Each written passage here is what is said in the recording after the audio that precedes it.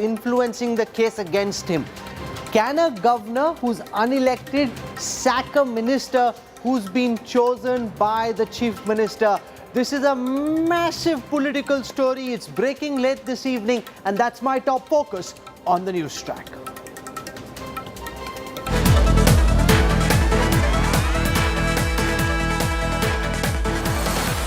Across to leading constitutional expert PDT Achari. He joins us, former Secretary General of the Lok Sabha.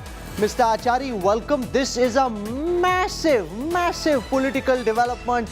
The governor of Tamil Nadu using unprecedented powers that others probably did not know about, to sack a minister in the Tamil Nadu government. Is this legal? Is this acceptable? Can this happen, sir? No, it cannot happen.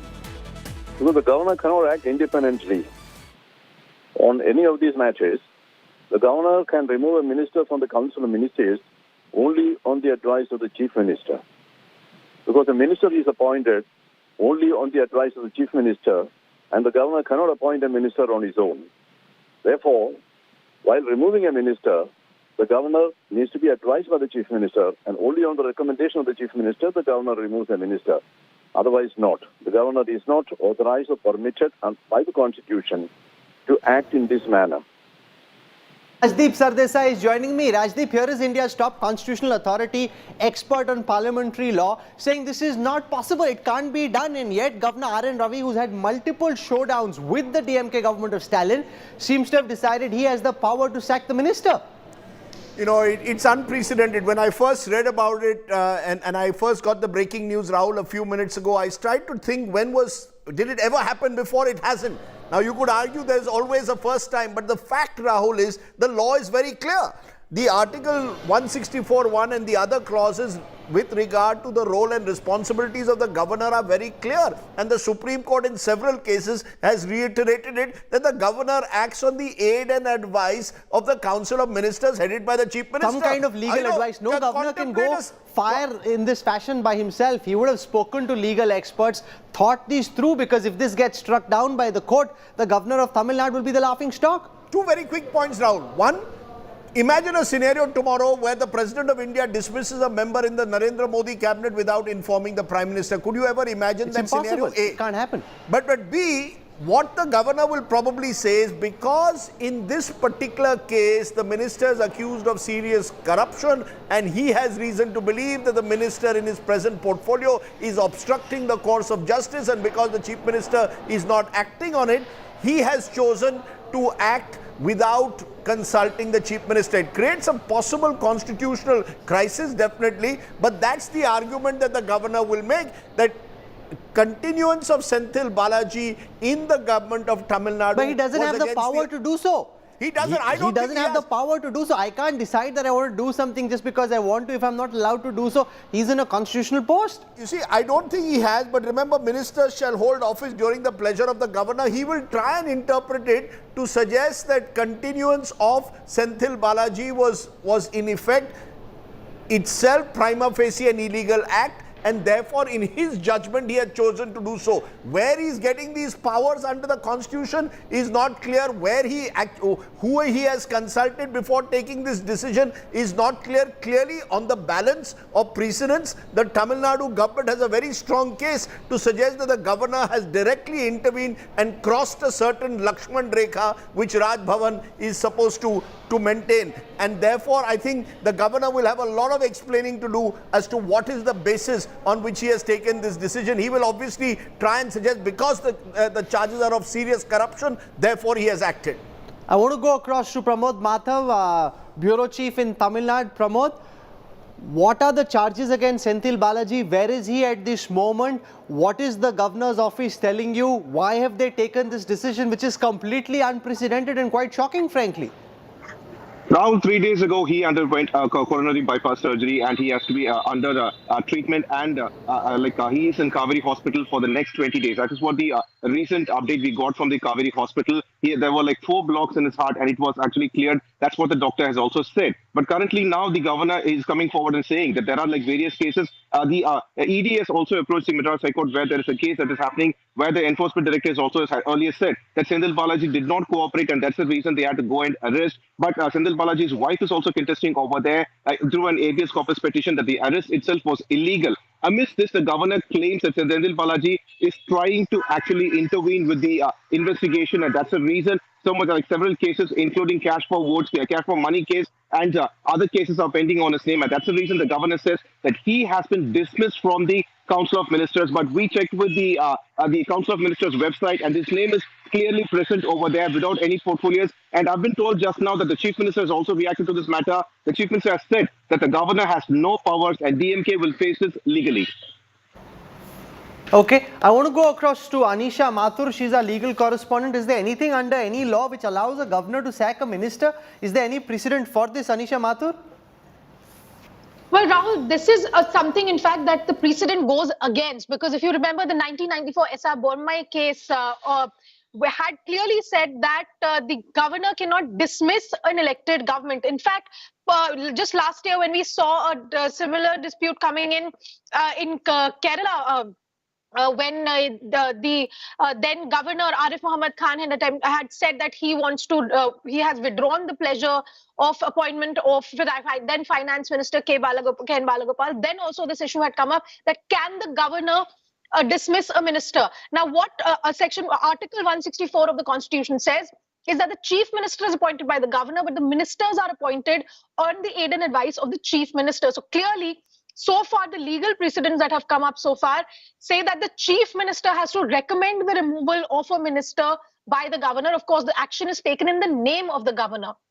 Today, we've seen this kind of statement coming from the Raj Bhavan in Tamil Nadu, and we've also, as Madhav just said, that the Tamil Nadu government has already said that they will be contesting this, because just 2 days ago in the Madras High Court, when this matter of Senthil Balaji had come up, the High Court had also questioned, can the governor actually does the governor under any provision have the power to remove a minister without the Chief Minister making that recommendation first? Clearly, the legal precedents are against the governor. Today, if that kind of a step has been taken, it is something that is going to go before the courts, and the courts so far at least. P. Wilson is a member of parliament to the DMK. I'm hearing from the Chief Minister's office. I've just received a message that the DMK will challenge this legally. Mr. Wilson, can you give us details about how soon you'll be mounting a legal challenge and your party's first reaction to the governor's unprecedented action of firing a minister who's facing serious charges of corruption? First of all, our Honorable Chief Minister has just now said that the governor doesn't have powers to dismiss a minister without the aid and advice of the Council of Ministers, and particularly the recommendation of the Chief Minister. And he has also said that the issue will be legally dealt with.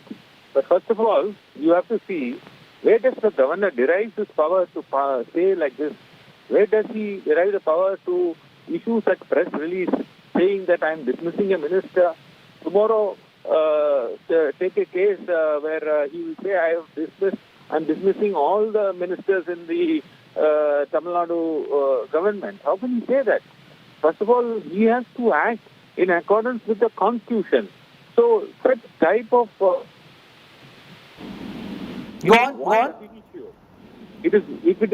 suppose you would have passed such orders or written such letters, it is void ab initio. It means a person acting without any power, it need not be even respected. It will find a place where it has to go. So therefore, this will be a scrap of paper without having no effect at all. In law, a person who is acting without any jurisdiction, it need not be respected at all. So therefore, this...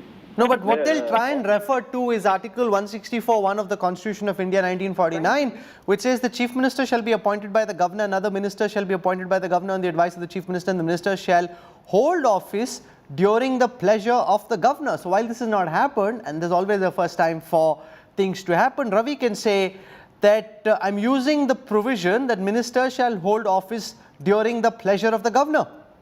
What do you mean by pleasure? That's the Constitution, so I'm just That quoting has from the been clearly Constitution. explained.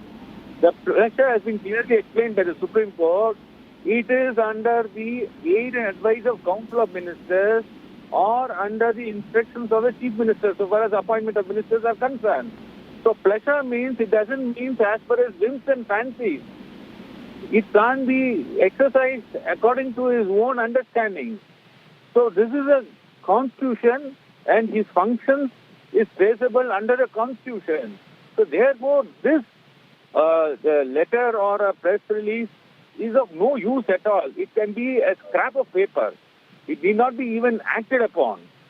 So rightly the Chief Minister... On the other side, Mr. Wilson, Mr. Stalin should have himself asked Senthil Balaji to step down instead of just taking his portfolios away, given the fact that there were serious charges against him. That would have been the just, proper and moral thing for you to do. You didn't do that.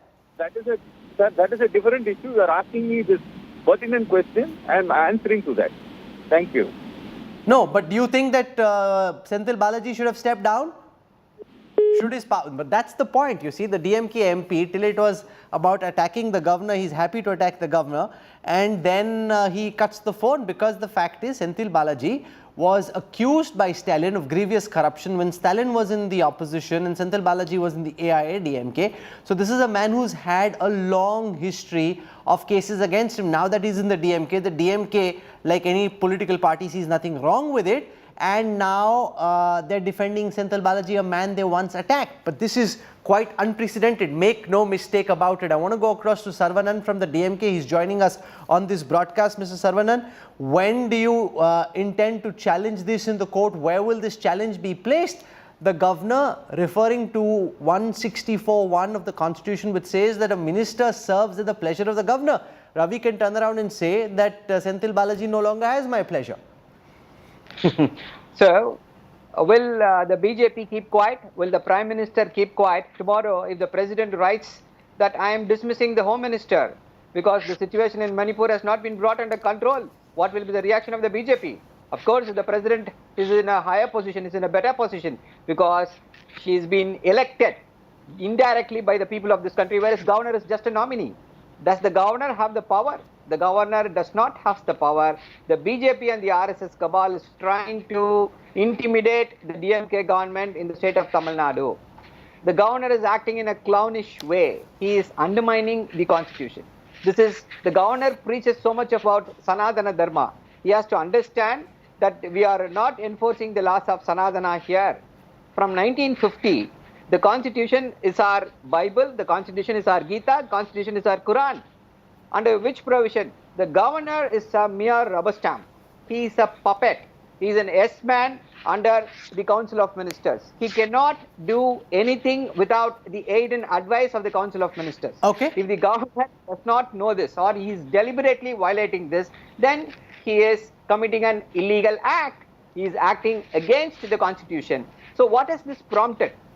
If we have the same analogy across the country, the BJP has not even dismissed Brij Bhushan Singh from the Wrestlers Federation. He did not even suspend him from the Wrestlers Federation, which is a lesser post. It is a heinous crime. India's golden girls were sexually harassed by Brij Bhushan Singh of the BJP. Okay, I want to go across to Priyanka Chaturvedi, Member of Parliament from the Uddhav Balasaheb Thackeray Sena. We requested Priyanka to join us because the original plan was to debate the Uniform Civil Code. My apologies for having changed the topic at the last minute, but this is a big story. And the fact is, the governor has dismissed a minister, saying he no longer has my privilege. How do you respond to this? Do you think this comes under the purview of what the opposition has been saying, that members in constitutional posts are overreaching their power? Oh, absolutely. The governors have been shaming the constitution ever since 2014, and this government has come to power, where their party representatives are sent as governors in various states. We have also been at the receiving end of a governor who the Supreme Court said the floor test that he mandated was unconstitutional and illegal. His dismissal of the government was unconstitutional and illegal. So it just goes on to show, whether we are looking at Kerala, whether we are looking at the Tamil Nadu's unprecedented order that's come from the the governor, which will definitely be challenged in the Supreme Court, and Supreme Court will be dismissing it, is the unconstitutional reign of the governors who are appointees, and they overlook what the chief minister, who's elected representative of the particular state, what his opinion is, and that is extremely shameful. And I think every single, whether people in the opposition or those in the government, should really relook as to how the powers are being misused by the governors. No, but maybe, Saravanan, it can be argued that Mr. Stalin, the chief minister, should have taken this action himself. If he had asked Senthil Balaji to step down, that would have been the just, moral and right thing to do. You didn't do that, creating a space for the governor to go in and take this action. Yes, yeah, Rahul. The law is very, very clear on that. We will come to the morality part little later. The law is very clear. The Supreme Court has settled this law in B.R. Kapoor versus Union State of Tamil Nadu, Justice Jayalalitha. It has clearly stated that if you are qualified to hold the post of the MLA, then you are qualified to hold the post of the minister. If you are disqualified to become an MLA, then you cannot hold the post of the minister. Here, Mr. Senthil Balaji does not lose his qualification to hold the post of the MLA. So, he has every right, every legal right, constitutional right to continue as a minister. It is the prerogative of the chief minister who should be in his cabinet. If he is qualified, he should be there in the cabinet. No, so Priyanka Chaturvedi, there are two courts here. Let me, okay. Now let me come to the morality part. Yes. Just a moment. Yes. Does BJP have the moral right? Can they preach about morality? Can they talk about all these things? How many ministers in the BJP cabinet are charged with heinous offences? The union ministers I am talking about. How many did the BJP dismiss? We are seeing ministers going on and on about glorifying several killers. We have a terrorist as an MP. This is the morality of the BJP. So please don't preach morality. And Mr. Senthil Balaji has been targeted only because he is in the DMK. How many ministers the BJP from the BJP cabinet has been arrested? In Karnataka, 8 crores was seized. 8 o'clock in the evening, the guy grants an anticipatory bail. Sandha Kochar, 2,500 crore scam. Was the ED behind her? 12 days, she's out on bail. Lakshmi Subramaniam from the NSE. What a big scam. Was the ED behind them? No. So why is Mr. Senthil Balaji targeted? Due to politics. So nobody let the No, BJP but Stalin also had attacked morality. Senthil Balaji when Balaji was in the AIADMK.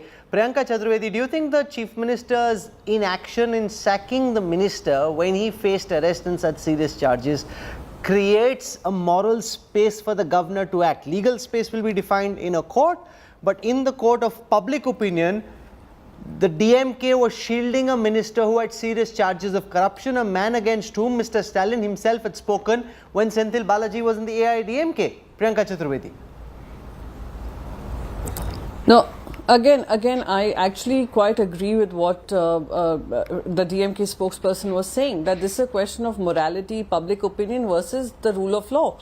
And the rule of law is pretty clear that the governor cannot, an appointed person sent by the centre cannot be taking a call of the government, and an elected representative, which is the chief minister, who's a popular chief minister of the state. We can discuss public opinion, corruption charges, etc., with a lot many cases. For example, Ajay Mishra Teni, who's a minister of state for home, who continues to enjoy his position despite being part of, we saw how the farmers were crushed under his son's car. So there are various such incidents that we can mention. So even if he moved from AIADMK and those charges were being made, but that's how the political system works in the country. And right now we are also seeing, let's say, Narayan Rane, the Minister of State with an independent charge. He had so many ED cases against him. As soon as he joins the BJP, he gets an all-clear chit.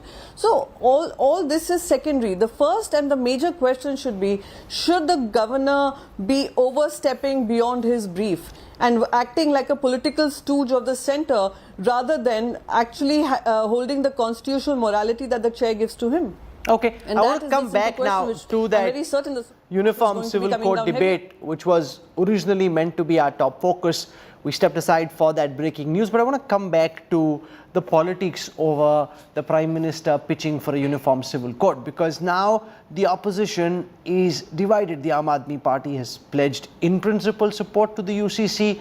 The Shiromani Akali Dal, a one-time ally of the BJP is opposing it.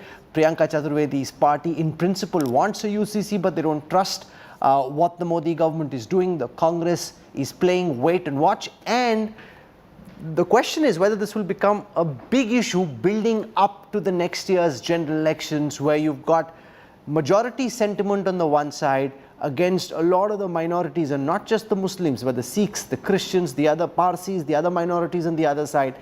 But even amongst the Hindus, there is, for example, the Hindu undivided family, which benefits from the existence of separate laws in the absence of a UCC. So politics peaking around the UCC. Take a look at this report.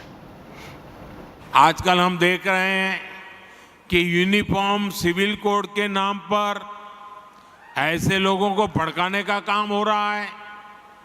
आप मुझे बताइए, एक घर में परिवार के एक सदस्य के लिए एक कानून हो, परिवार के दूसरे सदस्य के लिए दूसरा कानून हो, तो क्या वो घर चल पाएगा क्या? Prime Minister Narendra Modi's push for a uniform civil code has left the opposition divided and confused, with most parties unable to take a clear stand on an issue that could become the BJP's calling card in the 2024 elections. The Congress and its allies like the DMK and National Conference are opposing the government's move.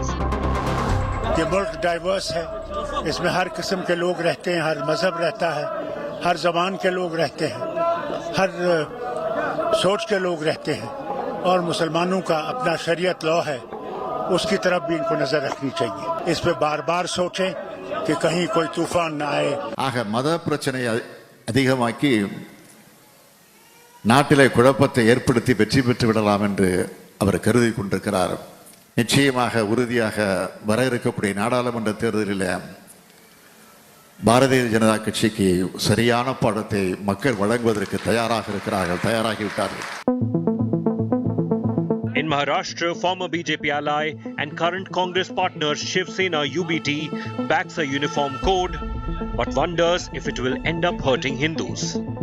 Another UPA constituent, NCP, has cautioned against any hurry in framing the UCC. Sikh Samaj, Christian Samaj, Jain Samaj या इन तत्सम धैर्यांची भूमिका याच्यात काय आहे ते स्पष्ट होण्याची आवश्यकता आहे. The Akali Dal, once a partner of the BJP, is opposed to a uniform code. श्रोमणी अकाली दल इस पक्ष में नहीं है कि इसको लागू किया जाए. इससे माइनॉरिटीज़ उनके सिविल राइट्स इफेक्ट होंगे. जो देश में ट्राइब्स हैं, कबीले हैं बहुत से नॉर्थ ईस्ट में और स्टेट्स में, वो इफेक्ट होंगे, और इसमें एक तनाव का माहौल जो है वो देश में दोबारा बनेगा.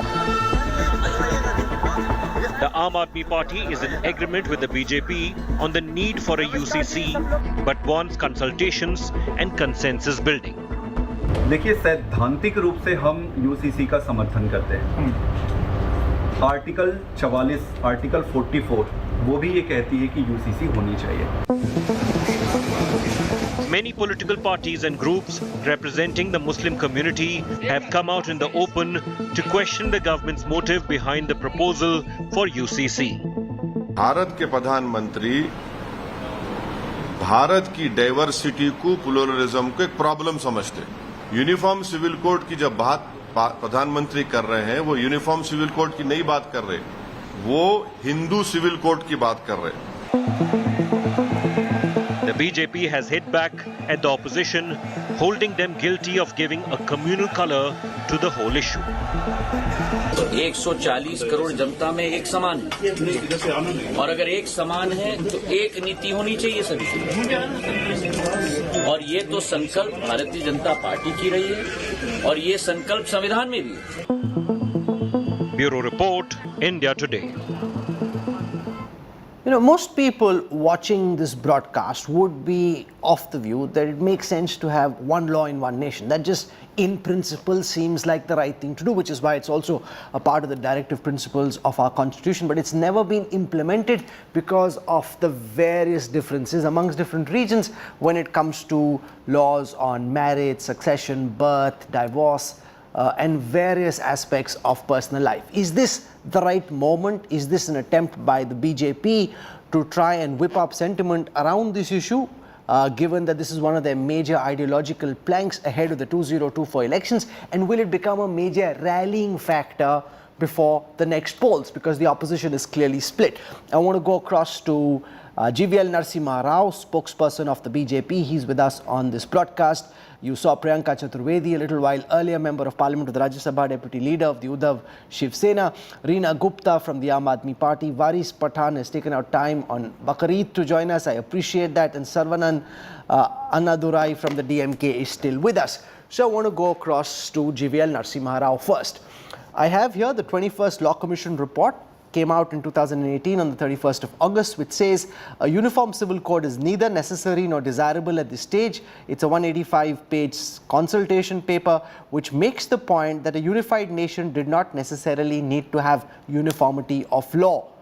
Given that this was the Law Commission's position under your government's watch in 2018, why then has this issue been brought up 1 year before the elections? Is this, now that the Ram temple has been built, Article 370 is gone, is this the third plank you will try and whip up as you seek a third term for Prime Minister Modi? GVL Narasimha Rao.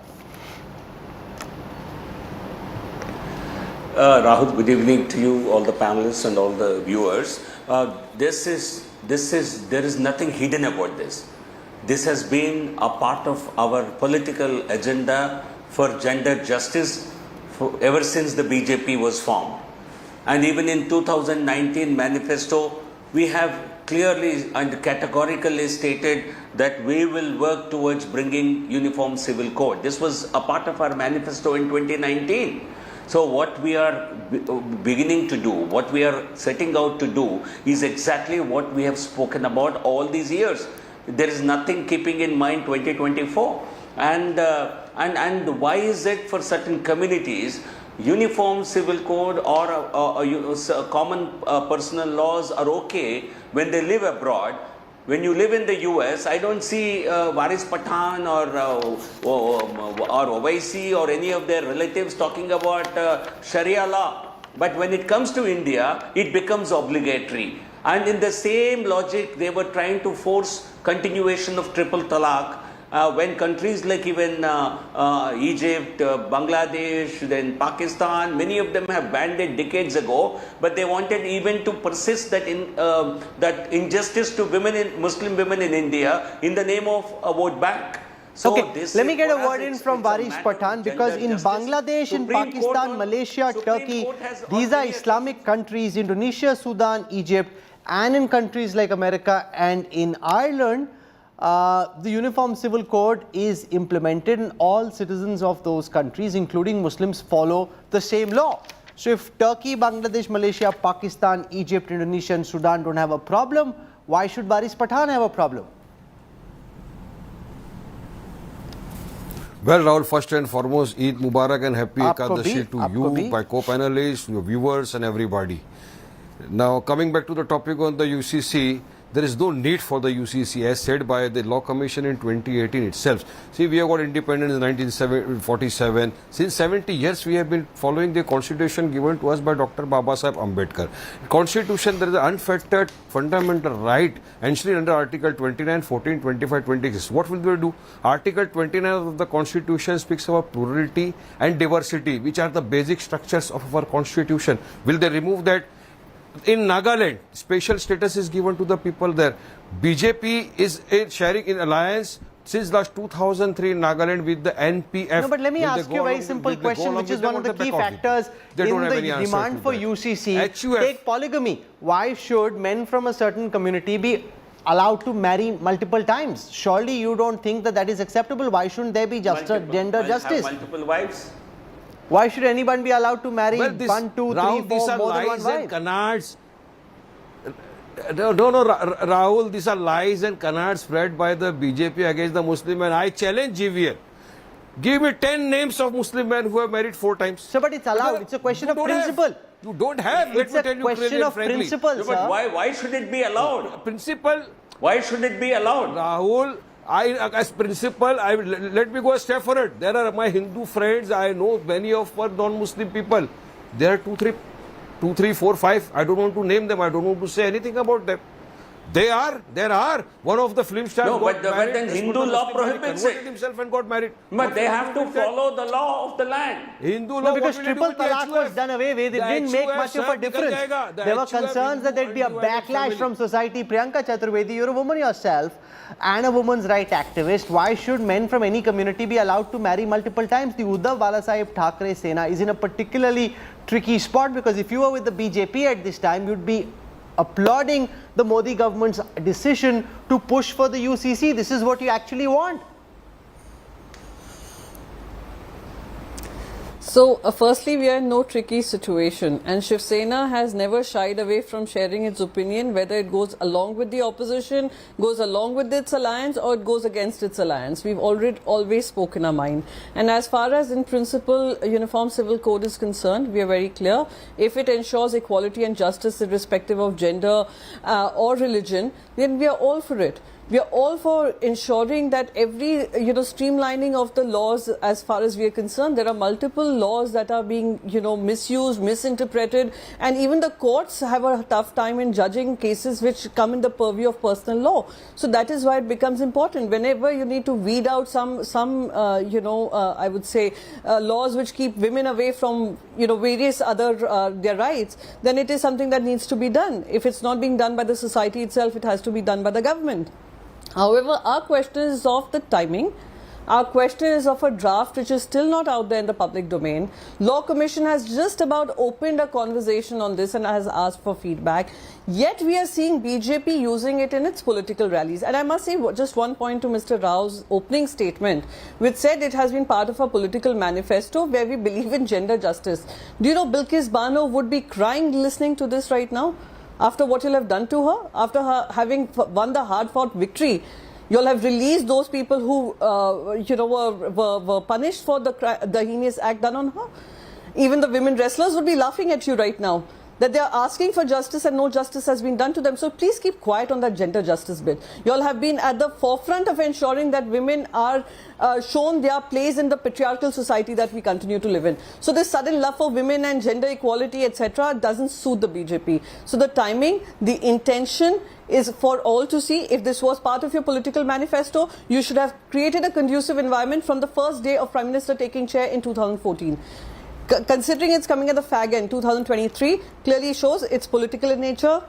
It is being done or spoken about with the intent of the. So respond to what Priyanka is saying, GVL. And they have you could have done this in the first year of being in power. You've kind of let it be till the 4th year, allowed it to simmer in a subterranean fashion. Now you're bringing it out. Is this your big bazooka to try and, bring the opposition down ahead of the next election? Because it does put, see, Priyanka Chaturvedi having to take a position largely in support of the Uniform Civil Code, Aam Aadmi Party largely in support of the Uniform Civil Code. So before next month's all opposition party meeting or most opposition party meeting in Bengaluru, are you trying to divide them using the UCC as your Brahmastra?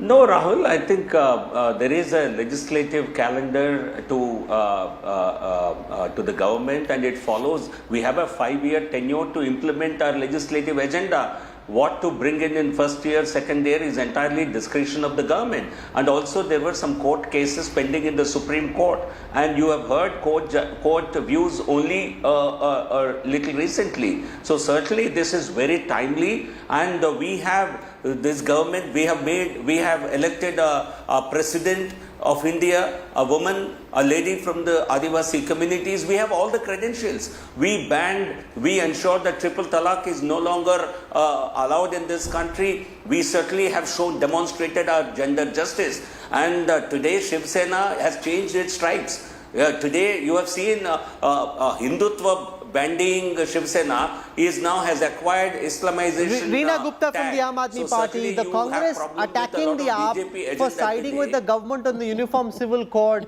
saying that you haven't seen the draft, you don't know what the law is. How is it that you've come out and support the government? The Congress is calling you the B team of the BJP. Rahul, we have come in support of the Constitution. The Directive Principles, Article 44, clearly mention that the government shall endeavour to have a uniform civil code. Having said that, there is no draft out in the public domain. There is no timeline. We don't know what will happen to the rights of the Sikh communities or the Parsis or the Buddhists, all the customary tribal laws. We don't know what will happen in areas where we have Article 371. So it is very clearly Bharatiya Janata Party's another polarization tactics in the last year of their term, hoping that the country would be divided. Otherwise, you had enough time. You should have consulted all the religious leaders. You should have sat down with each of them. You should have explained the nuances. For example, what will happen to the HUF, the Hindu Undivided, the HUF fund, which a lot of Hindus used for their income tax? What will the Bharatiya Janata Party leaders are exclaiming everywhere that UCC worked so well in Goa? Do they know that in Goa, Hindu men are allowed to remarry if their wives don't produce a son? Is that the UCC you want in the whole all of that will be done away with as well. And surely you should appreciate that. You should say that's a good thing, that there should be gender equality. Reena Gupta, why are you opposing that? Yeah. No, there should be gender equality, Rahul. I totally agree, and that is the reason why we are saying that in principle we support UCC, but we do not support the way Bharatiya Janata Party is going about. But Priyanka Chaturvedi, do you realize the political inevitability of the government pushing the UCC through, and the fact that like on Article 370, like on Ram Temple, the vast swath of this country actually supports that there should be a single law. There will be pockets of resistance among certain communities, but the large mass of India would want that there be one nation and one law. Rahul, we have seen... One second, Priyanka Chaturvedi, please. Absolutely. Even Baba Sahib Ambedkar ji also... Even Baba Sahib Ambedkar ji espoused for that. Pandit Jawaharlal Nehru ji espoused for that. But at that point in time, the environment wasn't conducive. That's why it came as part of the directive principles. But when will the environment ever be conducive? And then what do you define as a conducive environment? So, 1 second, just allow me another 30 seconds. I'll just give you another example. He mentioned, the Bharatiya Janata Party spokesperson mentioned that we have a first tribal president. Do you know in 2016, Rashtriya Adivasi Ekta Manch had approached the Supreme Court saying that they should not interfere in their personal laws, which include polygamy and polyandry. So there are various people, a cross-section of people that need to be consulted. It cannot be done from a political rally, the Prime Minister coming and saying something. So the intent, if there was an intent, it should have started to create a conducive environment, which they haven't. So now that we are close to an election, their agenda is of dividing, hating, and creating a political narrative of us versus them. That is why it suits them right now. And that is all I say. If you were so clear about this, you all should have created a conducive environment. You should have allowed the Law Commission to take feedback. You haven't allowed any Sarvanan from the DMK, what is the DMK's objection? Why are you upset with the idea that there should be one nation, one law? See, the BJP is obsessed with this toxic idea of oneness. Oneness doesn't suit our country. We are a diverse culture. We take pride in the fact that we are a diverse nation, and we ensure that there is unity among this diversity. This oneness, this homogenization will be a threat to our integrity. No, that's a rhetorical point. On the question of law, what's your objection? What's the problem with having one uniform civil code? Yeah, I'm coming to it. See, when there are so many people with so many cultures and so many practices, what is the fun in trying to say that, oh, we should have only one set of rules for all of them? This is their personal laws. That is what Mr. Do they support polygamy? Just a moment. Let me complete that. Mr. GVL Narasimha was saying, oh, in America, you are not accepting to your Shariat law. You are following their law. In America, defamation is not a criminal offense. In India, defamation is a criminal offense. We have seen an MP losing his seat, Mr. Rahul Gandhi losing his seat. So please don't compare. What is good for America is not good for our country. That apart, Mr. Modi, the BJP and the RSS, should bring a uniform treatment code of all the Hindus first. Hindus are not treated properly in the country. You are speaking that we have the first. No, Rahul, I want to ask you. Okay, GVL has a question for you. Go ahead, GVL, fire away. GVL. Ashwini Vaishnav and Dharmendra Pradhan was inside the temple. No. Why this discrimination? GVL. In the modern society, Rahul, I would like to. No, I think what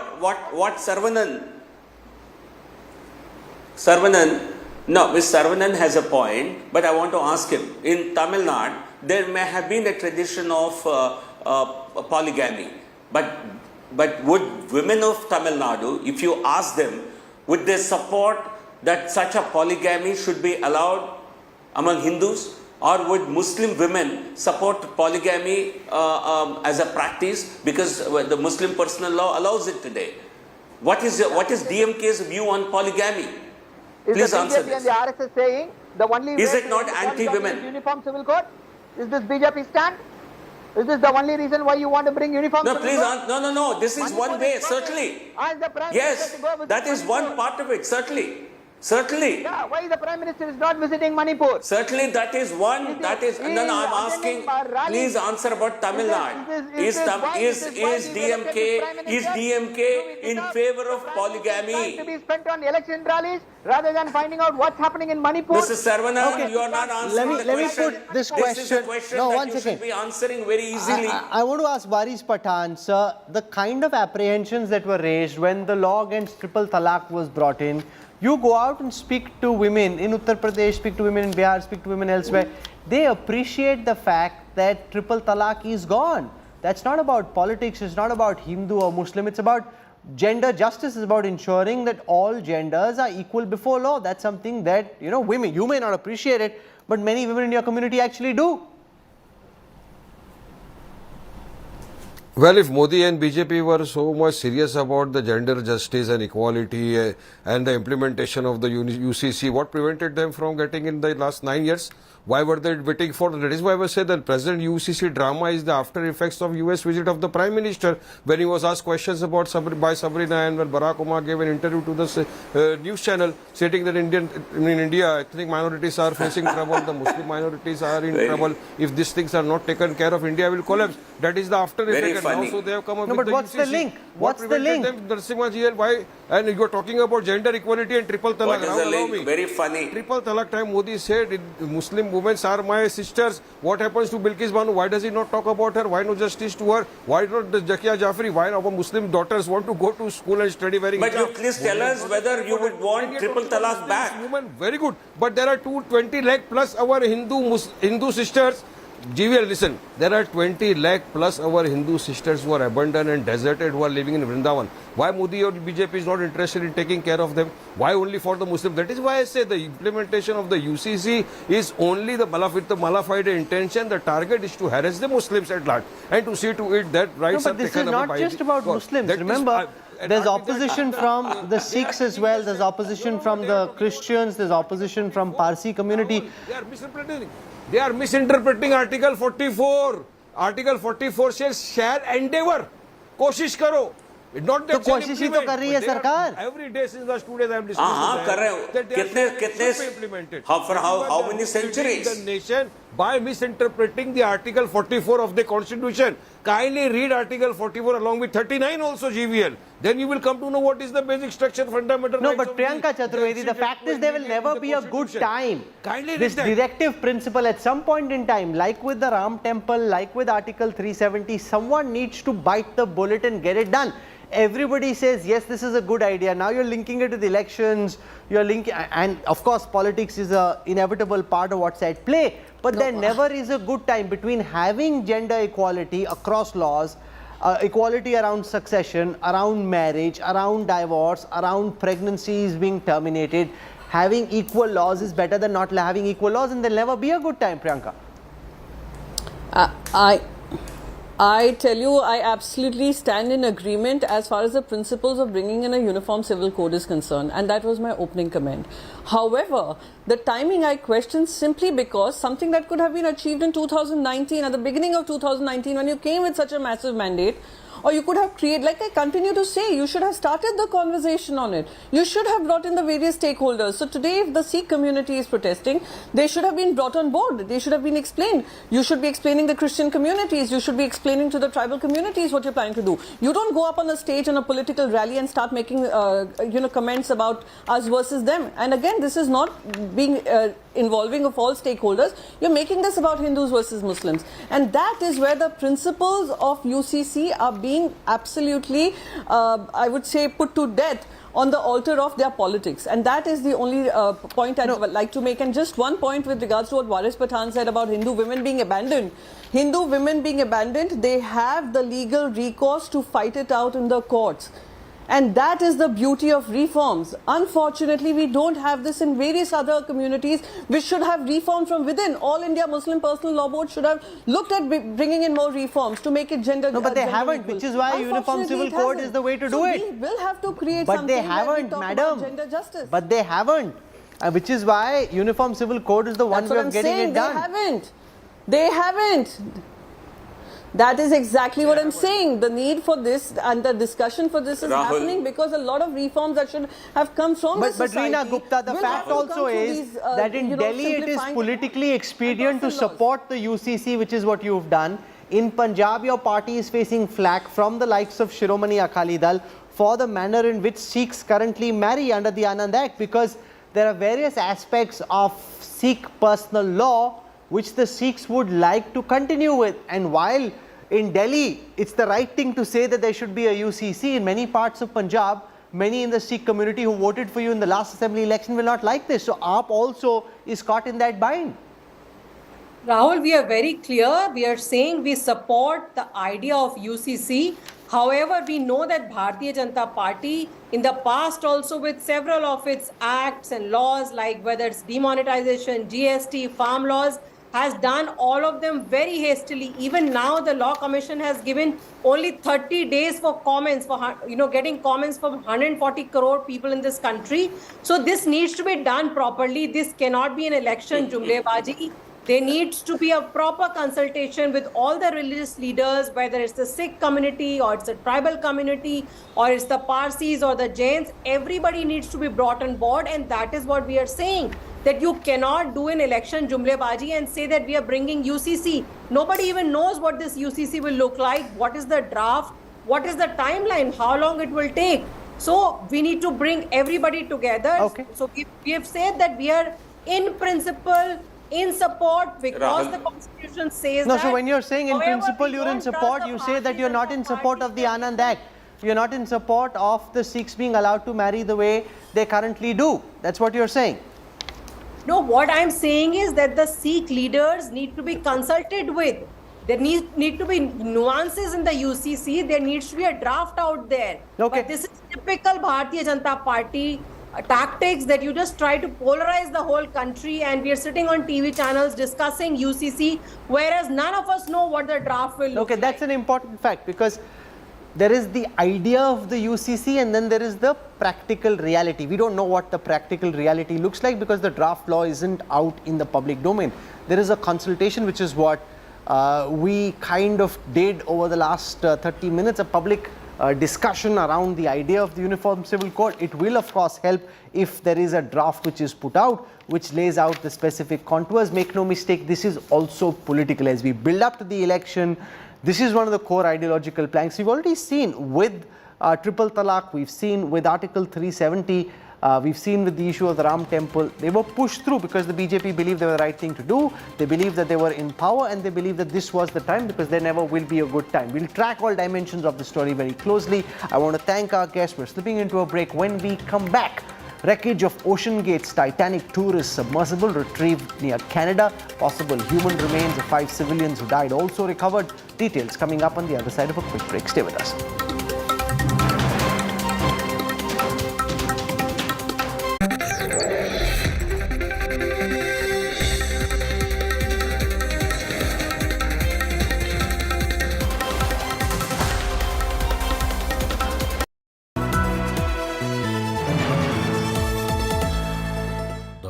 Colleges of the country. Which one will boost your aspirations? From courses to placements, know them all. India Today Best Colleges Survey 2023. Issue out this Friday, 23rd June. Subscribe now to indiatoday.in/subscribe.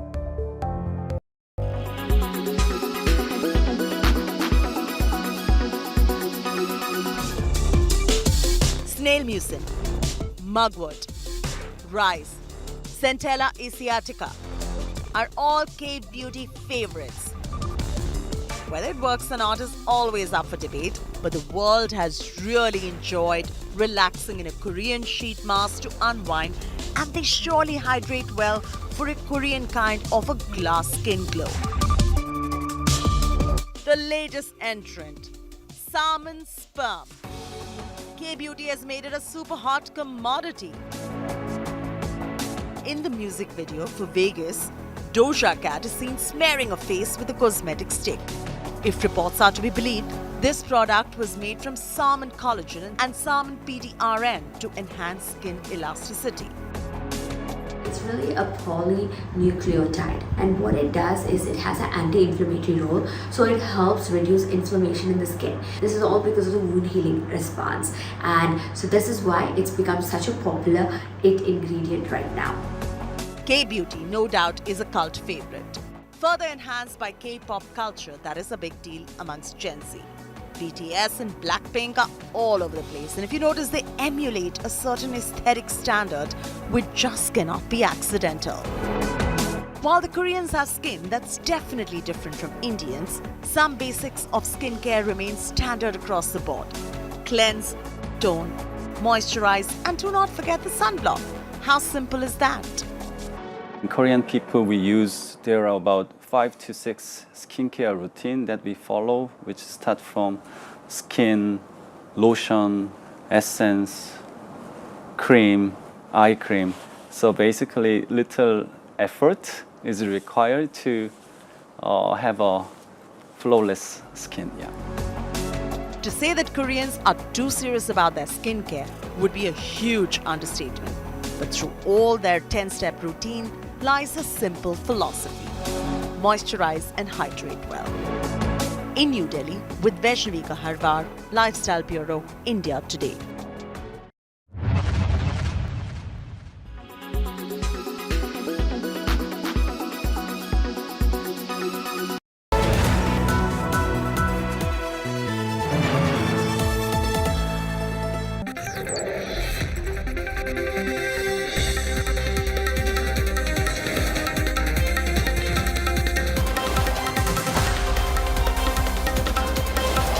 OceanGate's shattered submersible that imploded during an underwater voyage to view the Titanic has returned to shore, and with it the possible human remains of the 5 people on board may have also been recovered. The presumed human remains will be brought to the US, where medical professionals will conduct a formal analysis. Possible human remains from the Titan submersible were recovered on Wednesday, brought to shore alongside what's thought to be debris of the shattered vehicle. Video shows what appeared to be the nose of the submersible and other fragments wrapped in white tarp, winched from a ship and unloaded at St. John's Port in Canada's Newfoundland. The fragments may shed more light on what caused the catastrophic implosion of the sub, which was descending to the century-old wreck of the Titanic earlier this month. Among the dead on board was Stockton Rush, CEO of OceanGate Expeditions, which operated the sub. Also killed were British billionaire Hamish Harding, Pakistani-born businessman Shahzada Dawood and his son, and French oceanographer Paul-Henri Nargeolet. The US Coast Guard said in a statement medical professionals will conduct a formal analysis on the presumed human remains. Experts had raised safety concerns about the Titan sub and questioned OceanGate's decision not to pursue recognized certification processes for the sub's design, fabrication, and testing. The accident has also raised questions about the unregulated nature of such expeditions. The debris field of the doomed vessel was found last Thursday near the wreckage of the Titanic, 13,000 feet deep in the North Atlantic Ocean. This is where we wrap up the NewsTrack tonight. For your time and your trust, thank you very much. I look forward to seeing you at 8 p.m. tomorrow evening. Till then, from all of us here, goodbye, good night.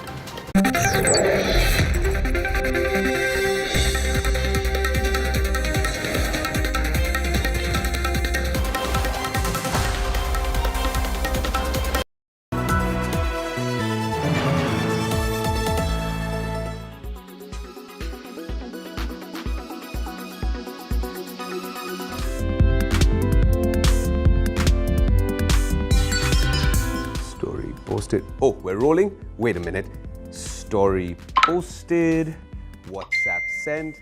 So much to do, but I think it's a good idea to occasionally disconnect from your smartphone or at the very least from social media. However, the majority of us still need our phones with us so we can make calls and send messages. Of course, you can leave your phone at home when you go out, and in my case, hopefully my cellular smartwatch as well. But the issue arises sometimes when you end up wasting an excessive amount of time scrolling and swiping away on mindless games and apps. Studies have actually shown that if you get addicted to your smartphone, it could possibly affect your relationships, mental health, and productivity. So sometimes it might be wise to take a step back and disconnect or detox from an increasingly connected world.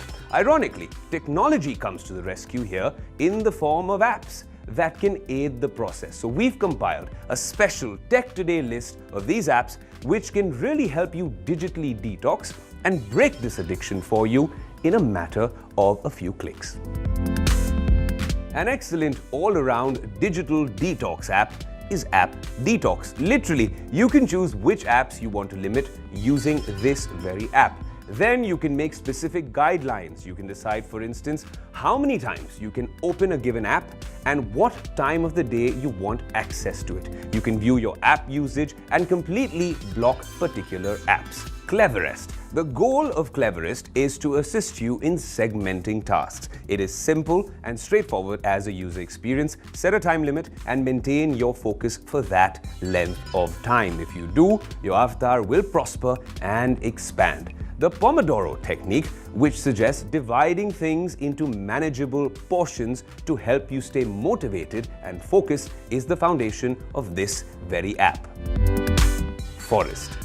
This app for digital detox won't disable your social media accounts, but rather creates a game-like situation to keep you focused. Open this app, plant a seed, and focus on the task at hand without being distracted by your phone. The timer will then start, and your seed will develop into a tree. Your tree will perish and you'll have to start over if you answer your phone before the timer expires. Procrastinators will appreciate this. Additionally, the program encourages you to spend the virtual coins you earn each time you develop a tree. And Forest will actually plant a tree as a result. You'll not only maintain your concentration better, but you'll also be planting new trees in the actual world. You can view your forest, which is exactly what it sounds like, and measure your progress over time. Just like with other top digital detox apps on this list, a virtual forest will contain a representation of each tree you've grown. Continue producing and expanding your forest.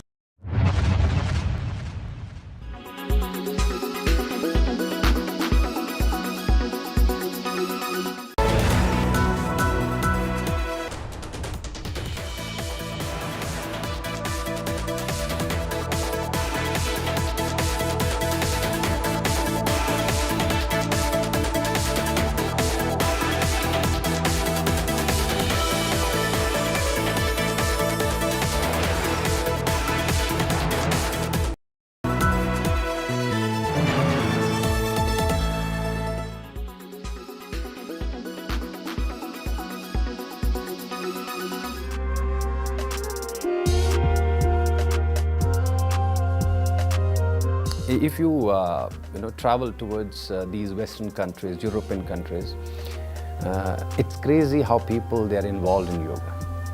Every third street will have a beautiful yoga center. It's not only that you're just running outside and you got some place and practicing yoga. There are dedicated academies, institutes, studios to practice yoga. So what our experience is, let it be the streets of Manhattan or in Japan. People, they practice there. They spend a year or 2 years and then they are back to Himalayas. You will see them in Himachal Pradesh, in Rishikesh or in Nepal, these kind of mountain ranges. They come and they spend their time. They try to go more deep in yogic practices.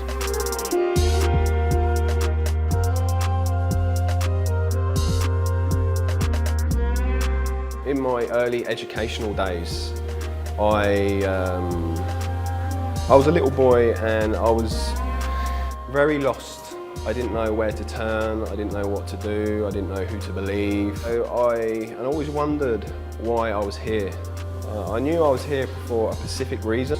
We implement the practice of yoga. So naturally, it changes your inner mechanism. I gave up my business in the UK and I sold my house in the UK to come to India to learn the ancient teachings of yoga and pranayams, breathing techniques, mudras and meditation techniques. And it's helped me so much because obviously moving from England to India is such a big jump and it's enabled me to have a stronger mindset. Now that I realise that this is what I need to do in this lifetime, it's very passionate for me to bring these teachings back to the West, back to England and help humanity.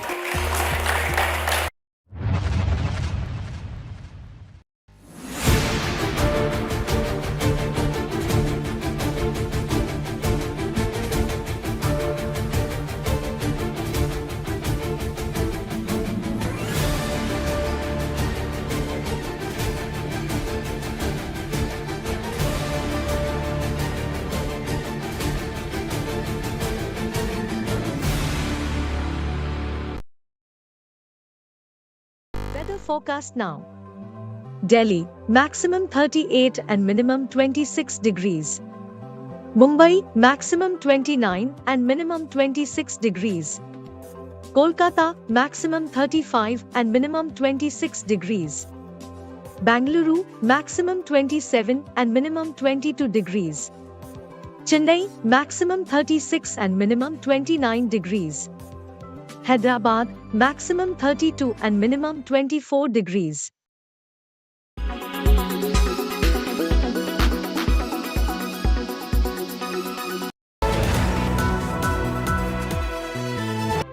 Co-presented by Star Health Insurance, the health insurance specialist. Co-presented by JK Tyre Ranger Series, stay wild at heart. Co-presented by Hayfler, let's reimagine. Powered by NECC, Sunday hoya Monday, Rose Kha One Day.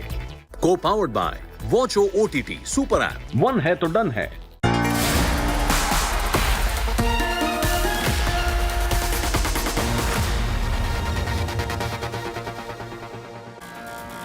Good evening, hello and welcome to the news today. This is your primetime destination news. Newsmakers talking points. The big talking point tonight, there's a constitutional crisis that could be brewing in Tamil Nadu. We'll tell you more on that. Also, Rahul Gandhi is in Manipur. Is this a photo op or a healing touch? We'll also talk about Karnataka, where the free rice scheme is under the scanner. All that and more in a moment. But first, as always, it's time for the 9 headlines at 9. In an unprecedented move, the Tamil Nadu